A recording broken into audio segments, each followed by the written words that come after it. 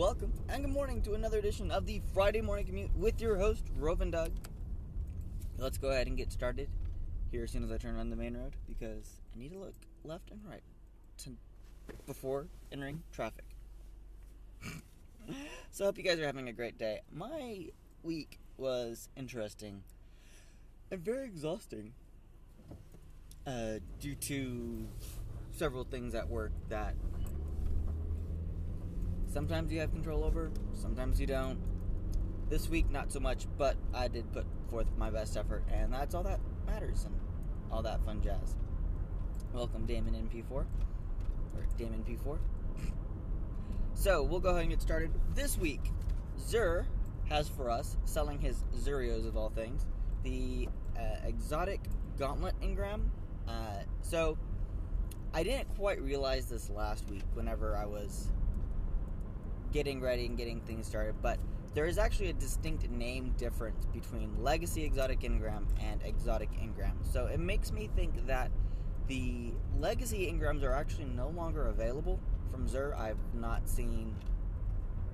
don't remember seeing anywhere, unless I missed it in some patch notes that I breezed through, that Xur was no longer going to be selling Legacy Engrams. But if that's the case, you don't fear, have no fret.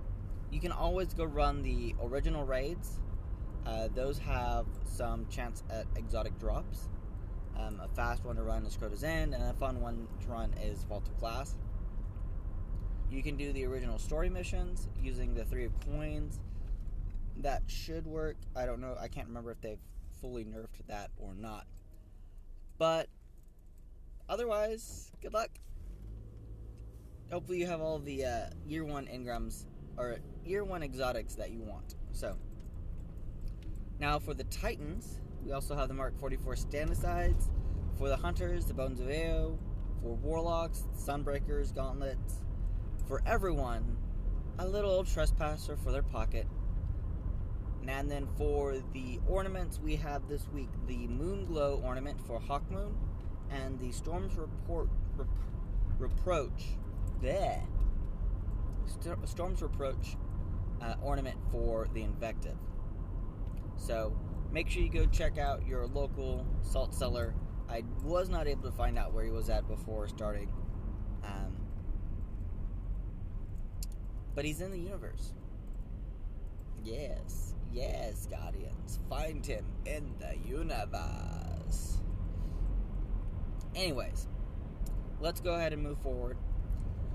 I've not seen a weekly update post from Bungie, so content is going to be a little lacking there. I'm going to presume that they forgot to send it out last night and or are prepping it for the Wrath of the Machine hard mode raid that is coming out this upcoming week. Now, with that being said, I find it very interesting that this raid is going to be dropping on a Tuesday and not on a Friday like normal. I can't now, and this again is due to lack of stored memory, but I can't remember if Kingsfall came out with the hard mode on like a week, 3 weeks after or so after the normal mode came out. Welcome, Samerdinfo 12. I apologize if I butchered your name. But I can't remember if... Oh, I forgot about this part. I can't remember if the Kingsfall raid hard mode came out on Tuesday or on a Friday. It feels like it came out on a Friday. Dude, get over. Thank you. So, if it did come out on a Friday, then this seems odd that they're doing it on Tuesday. If it came out on Reset, then it doesn't feel as odd. And I'm just being crazy. Which I'm okay with being crazy. Crazy works for me. Now, with that being said, I'm very interested to see if the same group that got World's First in the normal mode will get World's First in the hard mode. Now, as always, I would hope that Bungie's normal mode and hard mode raids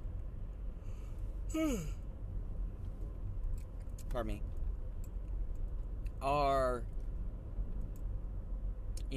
hard mode is what you want to run the raid at. Normal is what concessions you make to make everybody having a chance at the raid. So that's what they did with King's Fall. It'll be interesting to see if they followed that same philosophy with Wrath of the Machine.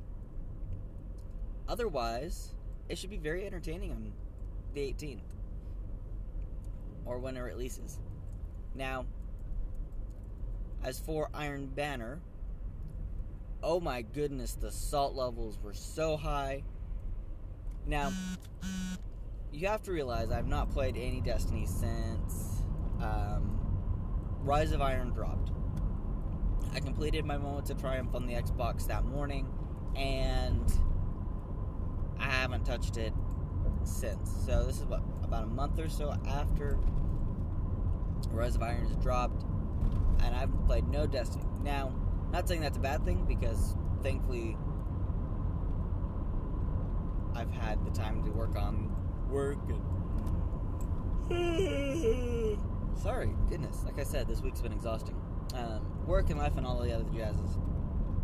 So, but watching the Iron Banner, especially listening to those who were playing and not having a team, it seemed like they were very outmatched in this game of Supremacy. So, a few takeaway notes from this first Iron Banner. One is, it seems like you could have gotten all the armor from Lord Saladin by spending real life money. So that's up to you if you want to. I find getting a drop and getting the perfect roll on the drop better than buying it from Lord Saladin. Just saying. Second, don't play Supremacy alone. Or, if you do, see if you can get in a party chat or a fire team with any of the other teams that are running it, and try to create a full fire team. The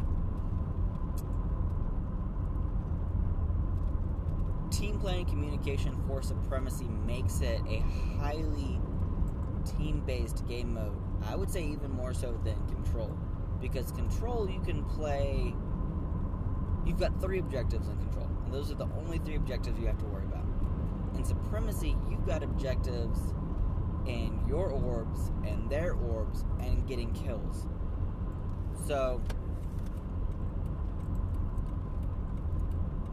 it's a big, big teamwork to say, hey, I killed him, pick up his orb, he killed me, deny my crest.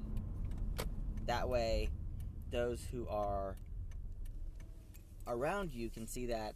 You can give, hey, you missed that crest, then go back, pick it up. Because dropped crests are points. Doesn't matter if they're yours, doesn't matter if they're theirs. So, I'm really excited to try Supremacy at some point. We'll see when that is, but... Oh no, it should be fun. Oh goodness. Now, hopefully, in the future, once we get past this fireball at the office, I'm wanting to expand my stream just a little bit, and so you may see some new content coming to my stream that's more than just Destiny. It'll depend on what I can agree with the wife on, because I need to give her, and it may be through the end of the year, I'm not sure. I'll still be doing these shows, but I just don't know if I'll be streaming till then. I need to give her the time that she needs. She's been very gracious and very kind in letting work run over me.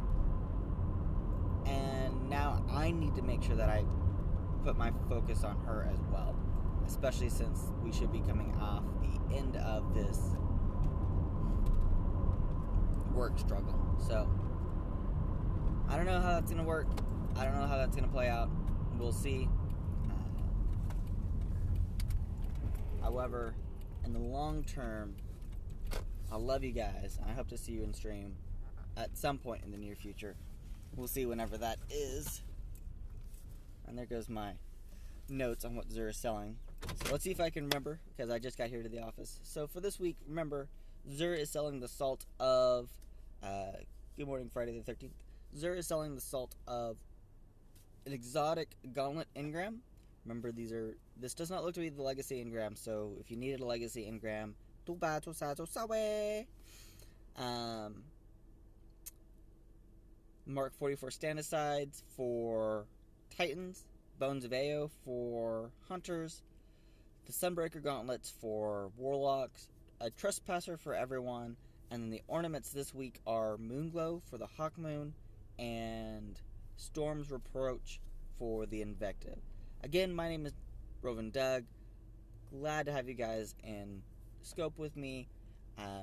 As always, if you want to see a recap of this video, it'll be uploaded to YouTube sometime this morning. I'm trying to start aiming for about noon Eastern, so that's 11 Central, 10 Mountain, 9 Pacific, 8 Alaska, 7 Hawaii. So, hope you guys enjoy. Hope you have a wonderful afternoon, rest of your day actually. Could be afternoon where you're at, but it's probably morning. I'm just going to take a guess. As always, feel free to find me on Twitch, Twitter, YouTube, and here on Periscope, all under the same username of Rovin Doug. So, hope you guys enjoy yourselves.